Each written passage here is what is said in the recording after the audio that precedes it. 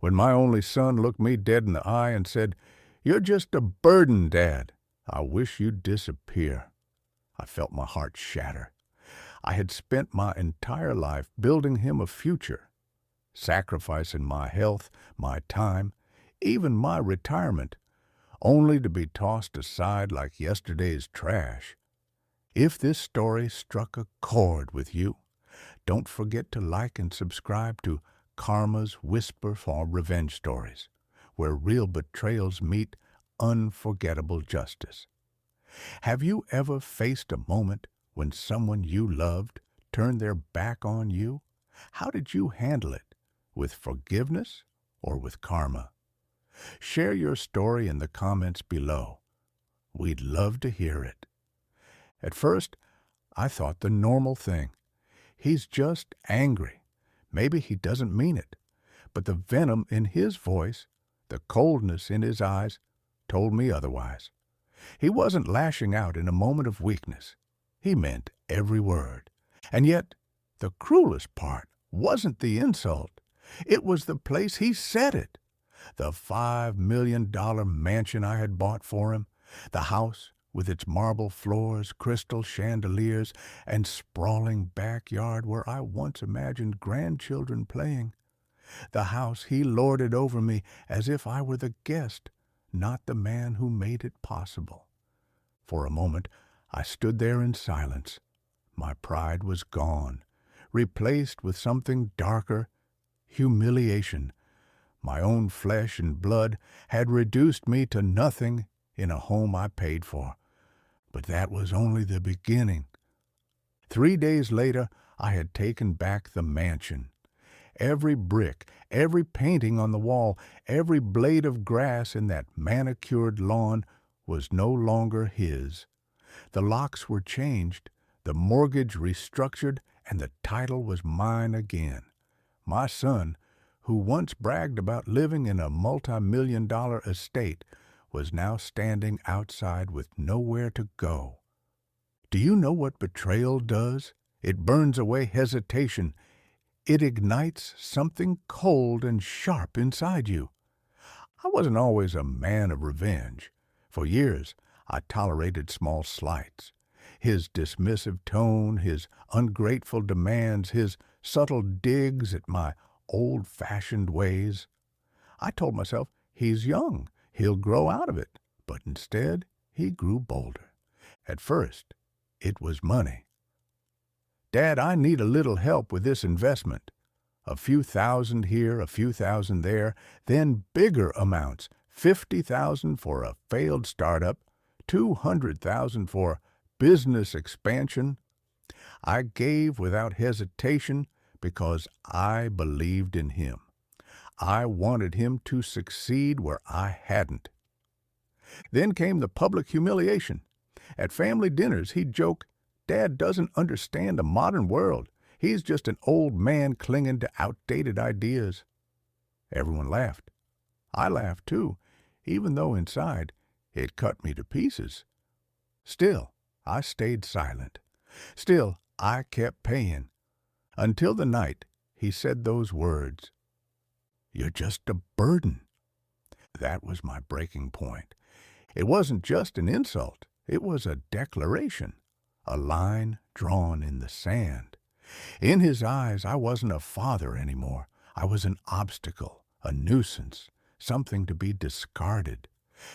And so, I made a decision. I could either keep allowing him to trample on my sacrifices, or I could remind him who built the foundation he was standing on. I chose the latter. You see, the house was never truly his.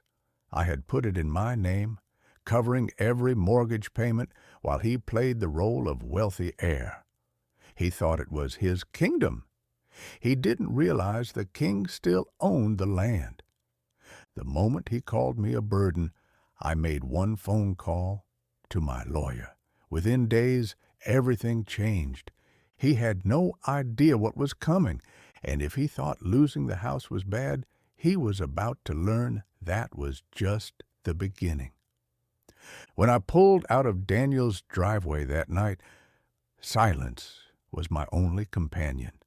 No radio, no phone calls, just the hum of the tires carrying me away from the mansion I had built with my own hands, my own sacrifice, my own blood.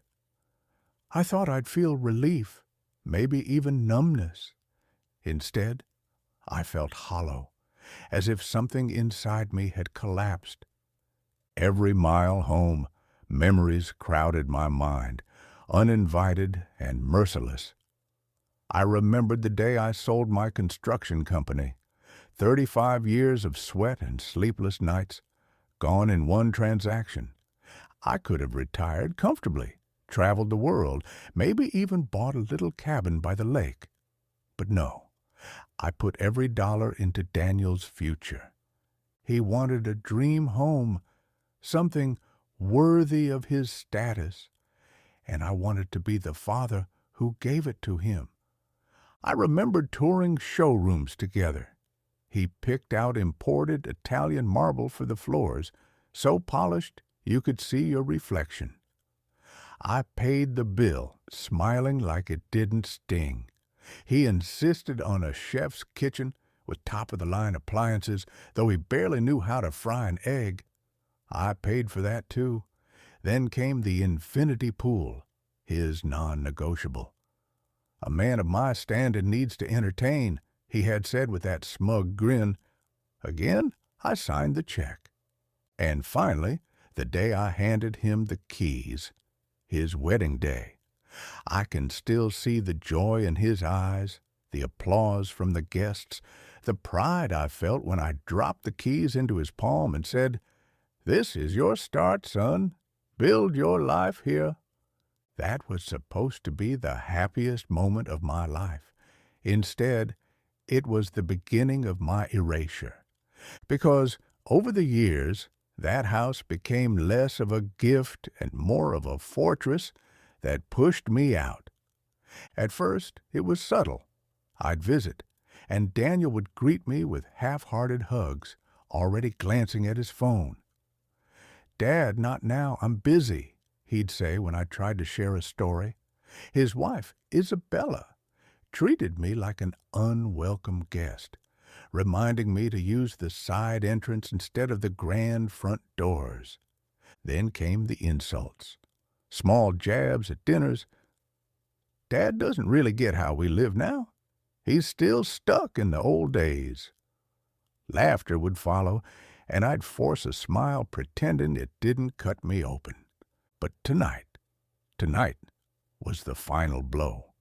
Being told outright that I was just a burden in a home built on my sacrifice, it was a cruelty I hadn't thought my own son capable of.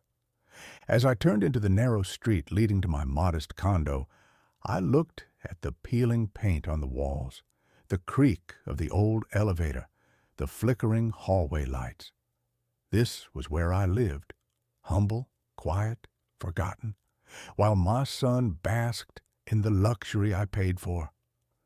The morning after my son told me I was just a burden, the phone rang. I thought maybe it was Daniel. Maybe he'd cooled down. Maybe he'd apologize. But no, it was Vanessa. Her voice was sweet, almost rehearsed, like a salesperson trying to make an insult sound like a compliment. "Richard," she began, stretching my name as if it were an inconvenience. "We need to talk about boundaries. Daniel and I are building our own life now. You being around, it makes things uncomfortable." I gripped the phone tighter. "Uncomfortable?" I asked, trying to keep my voice calm. "Yes," she continued smoothly. "My parents have mentioned it too. Having you around lowers the atmosphere. People notice these things, Richard. A man your age in our circle, it just doesn't fit the image." I felt the blood drain from my face. She wasn't even pretending to be subtle. To her, I was not family. I was clutter, ruining the picture-perfect life she wanted to project to her friends. But then came the knife twist. "And let's be honest," she added with a sharp little laugh, "your late wife never really fit in either. Elizabeth. 40 years of marriage, 40 years of partnership, devotion, and love, dismissed in one cruel sentence. My Elizabeth, the woman who stood by me when I had nothing, who cooked in a half-broken kitchen while I worked double shifts just to keep the lights on, who cheered the loudest when Daniel scored his first goal in Little League. She had died with grace, dignity, and love still in her heart, and now Vanessa was mocking her. Something broke inside me at that moment. I couldn't even find words. My throat tightened, rage and grief colliding into silence. Vanessa, mistaking my silence for agreement, kept talking. You understand, don't you? It's better this way. Daniel has to focus on his future, not old family baggage. Old family baggage, that's what I was to her. That's what she wanted Daniel to believe. Finally, I spoke. My voice was low, steady, but every word trembled with restrained fury. Vanessa, I said, don't you ever speak about Elizabeth again, not once, not ever. There was a pause on her end, then a scoff. Richard, don't be so dramatic. I'm only saying what everyone else thinks. That was it, the moment my grief turned into resolve. Up until then I had been humiliated, pushed aside, insulted. But insulting Elizabeth, that was unforgivable. That was when I realized this wasn't just about me anymore. This was about defending the woman who gave me her life, and about making sure her memory wasn't trampled by people who measured worth in money, status, and appearances. I hung up the phone without another word. My hands were shaking, but my mind was clearer than ever. They thought they had won. They thought I would stay silent, shrinking into the background while they built their glossy little world. But they were wrong. Elizabeth had taught me one thing in all our years together. Love means sacrifice, but it also means strength. And if I couldn't stand up for myself, I would stand up for her. Vanessa had crossed the line, and for that, she and Daniel were about to learn exactly who they were dealing with. When Vanessa insulted Elizabeth, something inside me snapped. For years, I had swallowed every slight, every humiliation. But that night, when I closed the door to my condo, I didn't pour myself a drink or collapse into bed. No, I went straight to the safe. Inside were folders I hadn't opened in years, thick stacks of paper, wire transfers, mortgage slips, property tax receipts, renovation invoices. Every number was mine. Every line was proof. $5 million. Not Daniel's, not Vanessa's, mine. As I spread the papers across my small kitchen table, I couldn't help but laugh bitterly. I had given them everything: the mansion, the marble floors, the pool, the so-called atmosphere Vanessa was so obsessed with. And for what? To be called a burden. To hear my wife's memory dragged through the mud.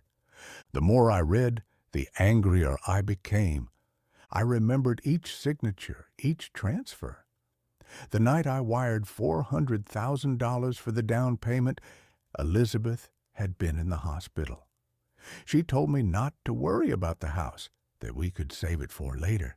But I wanted Daniel to have it before she passed, so she could see him married, happy, secure. That was her final wish. And now her name was used as an insult. I picked up the phone and called my attorney, Michael. My voice was calm, steady, almost frightening in its certainty. Freeze all payments connected to the estate, I said, effective immediately. There was silence on the other end. Richard, are you sure? I've never been more sure in my life. With those words, the chain was broken. After I hung up, I carried the old bank statements to my fireplace. One by one, I fed them into the flames. The paper curled, blackened, and turned to ash, the numbers vanishing as if they never existed. For years, those statements were my badge of sacrifice. But as the fire consumed them, they became something else, my badge of freedom. For the first time in decades, I felt lighter. I sat back in my chair, watching the last ember glow. My hands stopped shaking. My breath came steady. I had taken the first step. It might have seemed small, just a phone call, just a fire, but it was symbolic. I was no longer the man who endured humiliation in silence. I was no longer the father who funded Daniel's lifestyle while being treated like an unwanted guest. I was Richard Caldwell, the man who built an empire from nothing. And now I was about to remind them exactly who I was. Daniel and Vanessa had no idea what was coming. They thought I'd remain weak, desperate for scraps of affection. They thought I'd keep paying, keep funding their charade. But the payments were frozen, the documents destroyed, and the first domino had fallen. Justice was no longer a dream. It was already in motion. And if they thought losing a few checks was painful, they were about to learn that I had the power to take back everything. A week after I froze the payments, the phone rang again. This time, it wasn't syrupy sweet. It was sharp, entitled, almost demanding. "Richard," Vanessa snapped, "we need your help. We're hosting the biggest New Year's Eve bash in town. Everyone important will be there. It'll look pathetic if we don't host properly. You'll cover it, right?" I let her words hang in the air. Pathetic. That was her greatest fear, not losing love, not losing respect, but losing face. I smiled to myself and said gently, "Don't worry, Vanessa. I'll handle it." She exhaled dramatically, like a queen granting me the privilege of serving her. "Good, because Daniel and I can't afford embarrassment." Embarrassment. Oh, they were about to learn the true meaning of the word. The next morning, I called the caterers, the bartenders, the event staff. Every vendor had my name on file as the guarantor. One by one, I canceled every contract. The champagne delivery, gone. The DJ and sound system, canceled. The catering, wiped clean. They didn't even realize their entire party was standing on the foundation of my bank account. And I had just pulled the rug out. I didn't tell them a word. I wanted them to believe everything was set. When New Year's Eve arrived, I sat in my condo with a glass of whiskey, watching the clock tick toward midnight. Somewhere across town, their mansion was filling with guests in gowns and tuxedos, expecting fireworks, champagne towers, music shaking the floors. Instead, they got silence. I later heard from an old business associate who had attended. Guests arrived to find no food, no drinks, no staff. The chandeliers sparkled above empty tables. The bar was bare. The DJ booth was dark. People whispered, confused. Some laughed. Others left immediately. Vanessa stormed from room to room in a panic, shrieking at Daniel, "Where's the staff? Where's the food? Richard was supposed to handle this." Daniel's face must have turned white. He had spent years bragging about his wealth, about his mansion, about his so-called success. And now, in front of the very crowd he sought to impress, he was exposed. I imagined him stammering excuses while Vanessa hissed, "We look like fools. Do something." But there was nothing they could do, because the truth was simple. Every fork, every glass, every staff member that made their world look glamorous had been funded by me, and with a single phone call, I had stripped it all away. The humiliation was complete. By midnight, most guests had abandoned the party. A few stayed, gossiping in corners, snapping photos of the barren tables to share later. Their reputations were shredded before the clock struck 12. Back in my condo, I raised my glass to the television as the city celebrated. Fireworks exploded outside my window, but my victory was quieter, sharper. For years, Daniel and Vanessa had used me as their silent wallet. Now, they were learning what happened when that wallet closed. When I opened the morning paper, I nearly dropped my coffee. My face, my name, splashed across the society column like I was some sort of villain. Headline: Cold-hearted father abandoned son refuses to help struggling young couple. At first I thought it was a joke. Surely no one would believe something so outrageous. But as I read line after line, the bile rose in my throat. They painted me as cruel, bitter, even unstable, a man who had turned his back on his only son, leaving him and his wife to suffer in silence. Suffer? I almost laughed. I had bought them a mansion worth $5 million. I had paid for every comfort they ever enjoyed. Yet here I was, cast as the villain in their little drama. That's when the realization hit me like ice water down my spine. This wasn't just ingratitude anymore. It was war. And I knew exactly whose fingerprints were all over it. Vanessa's father, Gregory Whitmore, a man with enough media connections to twist any story, enough charm to poison any room. He'd hated me from the day Daniel married his daughter. Too traditional, too controlling, too unwilling to play puppet master with my fortune the way he wanted. Gregory always played the long game. I should have known he'd strike when I was most vulnerable. I folded the paper slowly, my hands trembling with a mix of rage and cold clarity. If they thought I would cower after this, they were dead wrong. That morning, the phone began ringing. Old colleagues, distant friends, even a few of my business partners, all wanting to know if the story was true. Some were polite, cautious, asking if I was holding up. Others didn't bother to hide their judgment.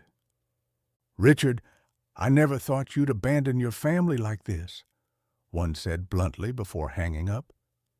Each call was like a knife in the ribs. My reputation, carefully built over decades, was being dismantled in real time. By noon, my lawyer called. His voice was sharp, concerned. "You need to respond, Richard.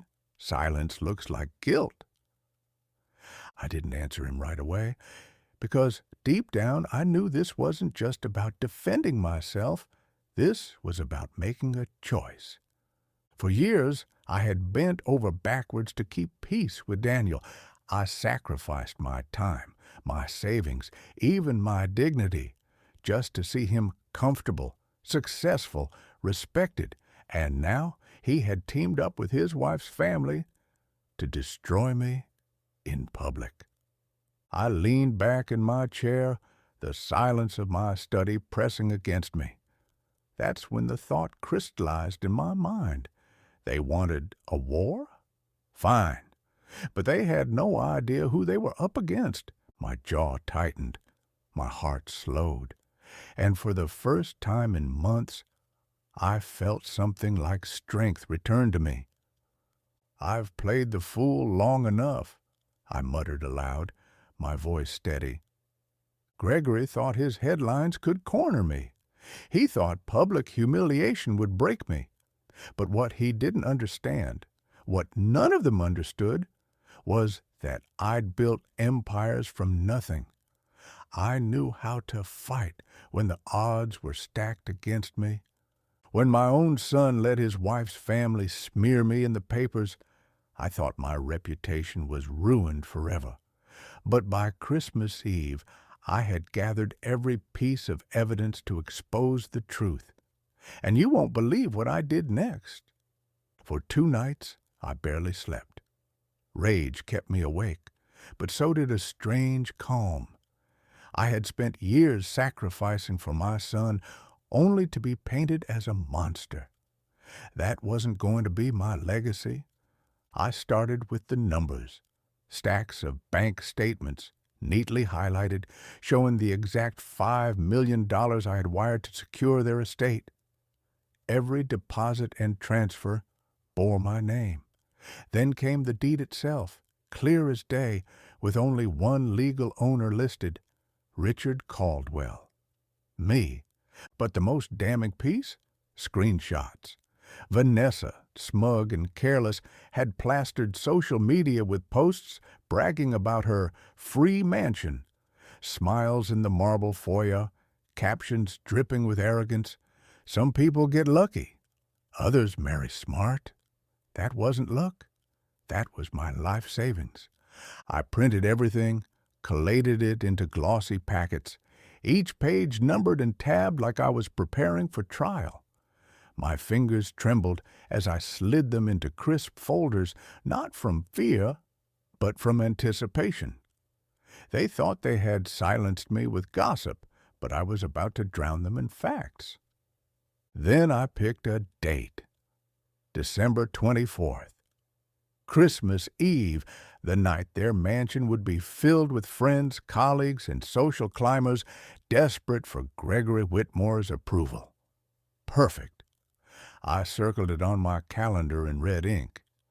That wasn't just a holiday. It was the night I would take back everything. As I worked, I rehearsed what I'd say. Calm, measured words. No shouting, no desperation. Just truth so undeniable it would slice through their lies. I wanted Vanessa and Gregory to choke on the very narrative they had spun against me. Still, a flicker of doubt gnawed at me. Daniel was my son. Was I really prepared to humiliate him in front of everyone he knew? My chest tightened at the thought. But then I remembered the headline, Cold-Hearted Father Abandoned Son. I remembered the phone calls unanswered, the doors slammed in my face, the venom in Vanessa's smirk when she told me, "You've done enough, Richard. It's our turn now." That's when it hit me. I wasn't destroying Daniel. He had already destroyed himself by siding with greed. All I was doing was showing the world the truth. I bought a new suit, sharp and black, for the occasion. I booked a discreet courier service, ready to deliver copies of the packets to media outlets and investors if the Whitmores tried to silence me. Every angle was covered, every escape cut off. And each night leading up to Christmas Eve, I imagined their faces when the truth was unveiled. Gregory's smug confidence cracking, Vanessa's practiced charm evaporating, Daniel's silence finally broken. I knew one thing for certain. They had no idea what was coming. When Christmas Eve came, I walked into the glittering mansion wearing my best tailored suit. For years, I had imagined sitting at that long mahogany table with family, laughter, and warmth. Instead, I walked into a room filled with strangers, 30 of Daniel and Vanessa's so-called friends, all polished in jewels and champagne smiles. The room went silent when they saw me. Vanessa's lips curled into a sneer. "What are you doing here?" she hissed, her voice carrying across the marble floors like poison. Daniel didn't even meet my eyes. He was too busy swirling his glass of wine, pretending I was a ghost. I didn't answer. I didn't need to. Instead, I set down a leather briefcase, clicked it open, and began handing out envelopes one by one. Each guest received the same packet. Confused murmurs filled the air as white papers slid out onto manicured laps and polished dinner plates. Inside, bank statements showing the $5 million I had transferred to buy this house. The deed with my name printed boldly across the top. Screenshots of Vanessa's smug online posts bragging about her free mansion. The silence cracked like glass. One guest whispered, "Oh my God!" Another gasped so loudly her diamond earrings trembled. Finally, Vanessa snapped, "This is ridiculous! He's making things up!" She stood, her face red, eyes darting around the table. But then one of Daniel's business partners cleared his throat. "Her posts are here. Screenshots, timestamps, everything. Vanessa, you literally wrote all this luxury and we didn't pay a cent." The guests began to turn, their eyes like daggers on the couple. The whispers swelled into outrage. Daniel finally spoke, his voice sharp and trembling. "Dad, why are you doing this? You're humiliating us in front of everyone." I looked him dead in the eye. "No, son. You humiliated me the day you told me I was nothing but a burden. Tonight, the truth speaks louder than your lies." Gasps rippled again. One woman at the table shook her head. "Daniel, after everything your father sacrificed for you? This is shameful?" Vanessa's mask cracked. She slammed her hand on the table. "This is our house, our life. You can't just—" I cut her off, my voice calm, steady, final. "Actually, I can. The deed is in my name. Every brick, every chandelier, every inch of this mansion exists because I built it for you, and in return, you spat in my face." The weight of those words hung heavy in the air. The empire of lies they had crafted collapsed in a single night. Daniel dropped his glass. It shattered against the floor, echoing like the end of an era. Guests began gathering their things, muttering, shaking their heads in disgust. Business partners turned cold. Old friends whispered as they left. In minutes, the glittering Christmas party transformed into a funeral for Daniel and Vanessa's reputation. I buttoned my jacket, picked up my briefcase, and walked toward the door. My footsteps were slow, deliberate, echoing against the marble. Not one person tried to stop me. At the threshold, I turned back one last time. They stood there, Daniel pale, Vanessa trembling, two frauds exposed before their kingdom. "Consider this my Christmas gift to you," I said quietly. Then I walked out into the winter night, leaving them in ruins. When the foreclosure notice appeared on the mansion gates, I almost couldn't believe it. For years, I had quietly covered every bill, every repair, every hidden debt they pretended didn't exist. And yet, in return, my own son had looked me in the eye and said I was just a burden. Now, stripped of my support, the cracks in their golden facade widened fast. The upkeep alone, $14,000 a month, was more than they could dream of managing. The gardeners stopped showing up, the pool turned green, and even the lights inside the mansion flickered from unpaid electricity. By March, the truth was undeniable. They were drowning. Daniel had once boasted, "This house is mine, Dad." You'll never understand what it means to live at this level. Yet I knew every marble tile, every chandelier had been paid for by the very hands he dismissed as weak and outdated. Now he and Vanessa were pawning jewelry just to buy groceries. I remember one evening clearly. A neighbor called me, chuckling. "Richard, you won't believe this.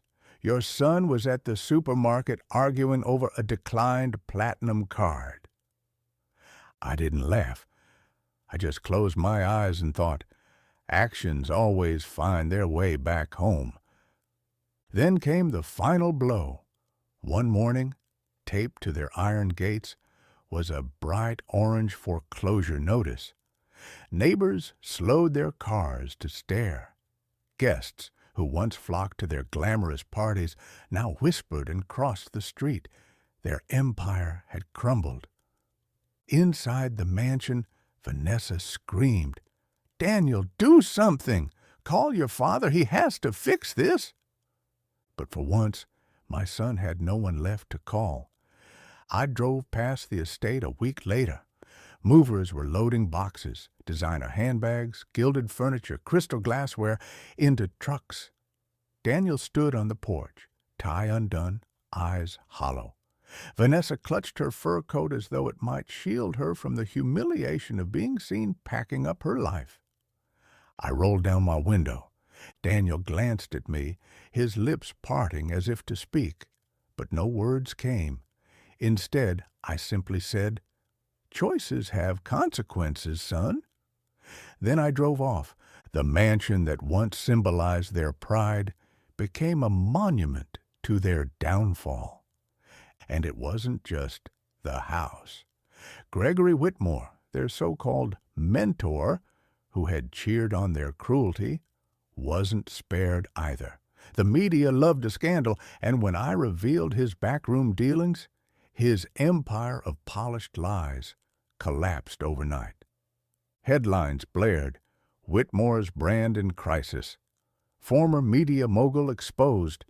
His invitations dried up. His reputation, once his greatest weapon, was permanently stained. Meanwhile, I found peace in the simplest things.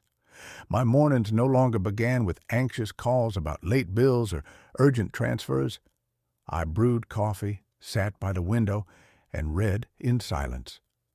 Some might think revenge tastes sweet. But for me, it wasn't about revenge. It was about justice. I had given, sacrificed, and endured. They had taken, mocked, and betrayed. Watching them fall wasn't my victory. It was their truth finally catching up with them. In the end, Daniel and Vanessa walked away from that mansion with nothing but boxes of memories and a reputation in tatters. Gregory lost the one thing he couldn't buy back, respect. And me? I gained something far more valuable than any estate. I gained freedom, because sometimes the greatest justice isn't what you take back. It's what they lose when you finally step away.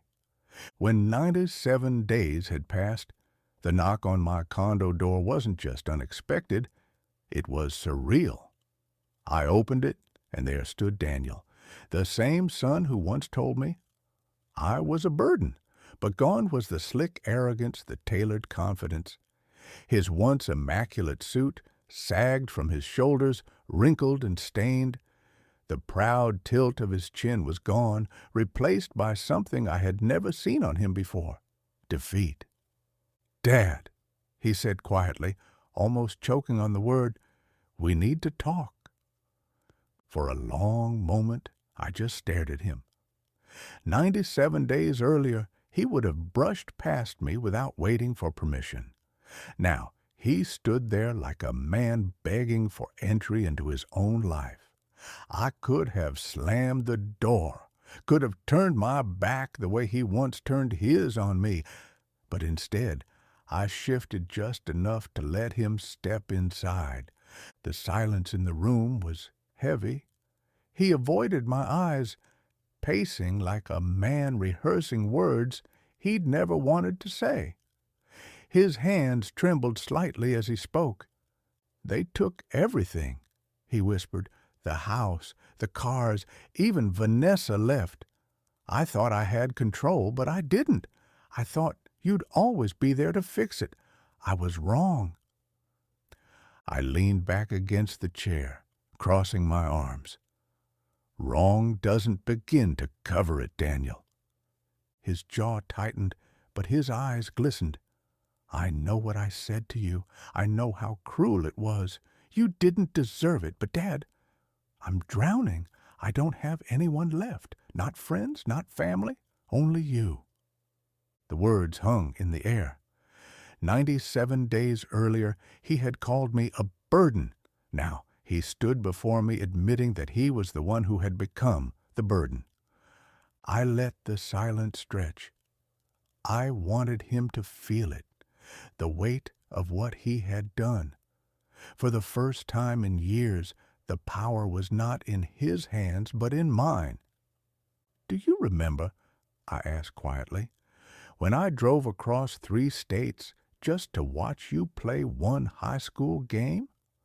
Or when I worked double shifts to pay for your college so you wouldn't have to worry? Do you remember the man you said was nothing but dead weight?